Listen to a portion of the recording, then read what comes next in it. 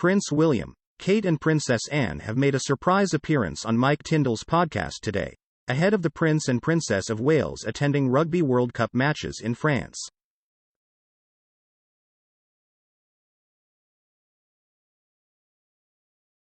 The three royals joined the former England rugby ace, 44, who is married to the Princess Royal's daughter, Zara, on his show The Good, the Bad and the Rugby, alongside co-hosts James Haskell and Alex Payne.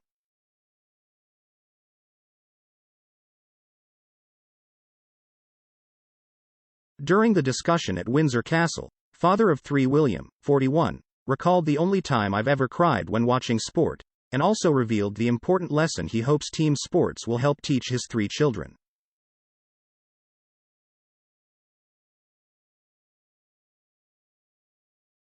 He admitted that had shed a tear when watching his cousin, Zara, 42, compete, saying, "The only time I've ever cried when watching sport was when Zara won. I think it was the European Championship.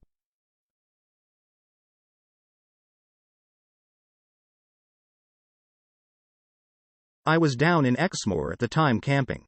We were all huddling around the phone watching it.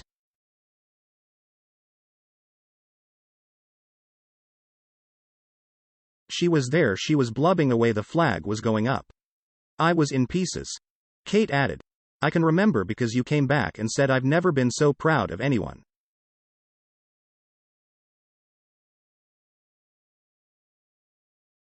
William also discussed the important lesson he hopes his children, Prince George, 10, Princess Charlotte, 8, and Prince Louis, 5, will learn while playing team sports.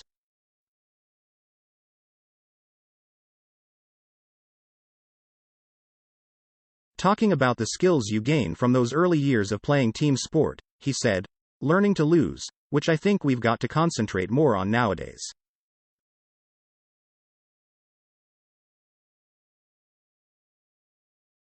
I think people don't know how to lose well. Talking about our children particularly, I want to make sure they understand that.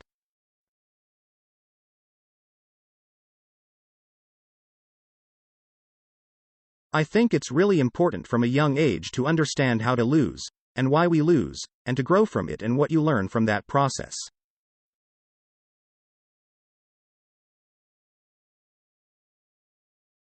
But also to win well, and not boast. There's so many life lessons that help us all through life, in friendship building, in relationship building, workplace, that you gain from those early years of playing team sport."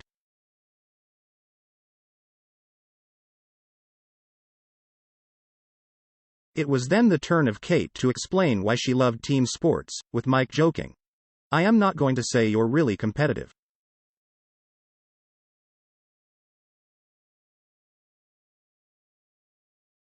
But I've seen her play beer pong." An animated Kate replied, "I am not competitive at all," before explaining that her parents had always encouraged her to get involved in sports.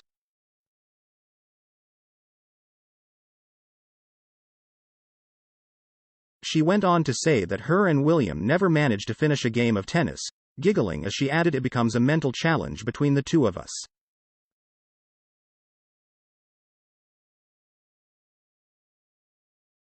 Elsewhere, Princess Anne recalled the early days of her daughter's equestrian career, in which she won a silver medal at the 2012 Olympics.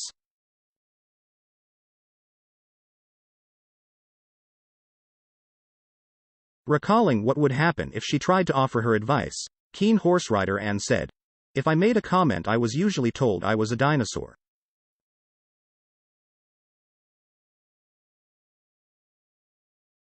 William, meanwhile, recalled the 2012 London Olympics and the coming together of a nation.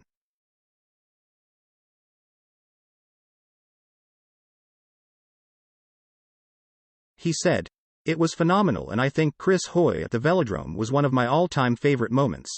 We were both there shouting and yelling. It was this cauldron of noise and it was just so exciting."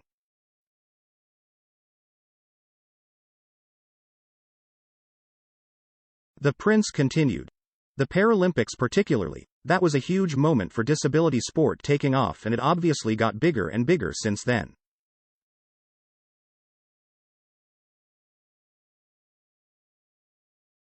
Kate commented, "In 2012 I was absolutely gutted to miss Andy Murray's game when he won his gold medal against Federer.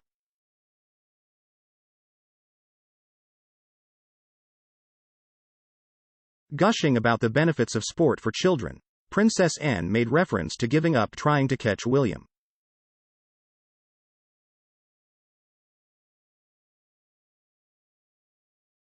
"We've all played catch games since we were this big," she said. "We played a bit of badminton, we swam, polo, literally everything.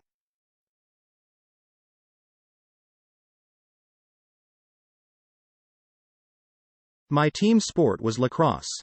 The Prince and Princess of Wales' appearance on the podcast comes ahead of their journeys to France this weekend to watch the Rugby World Cup.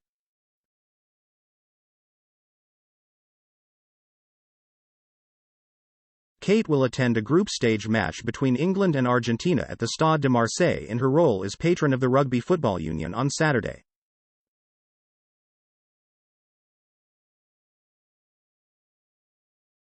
Meanwhile, William, who is patron of the Welsh Rugby Union, will watch Wales play Fiji at the Stade de Bordeaux on Sunday.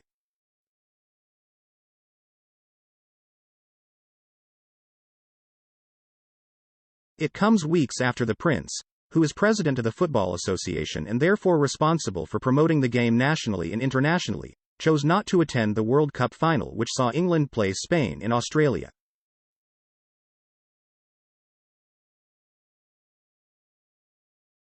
The cost of the trip and carbon footprint were cited as reasons for him not to go.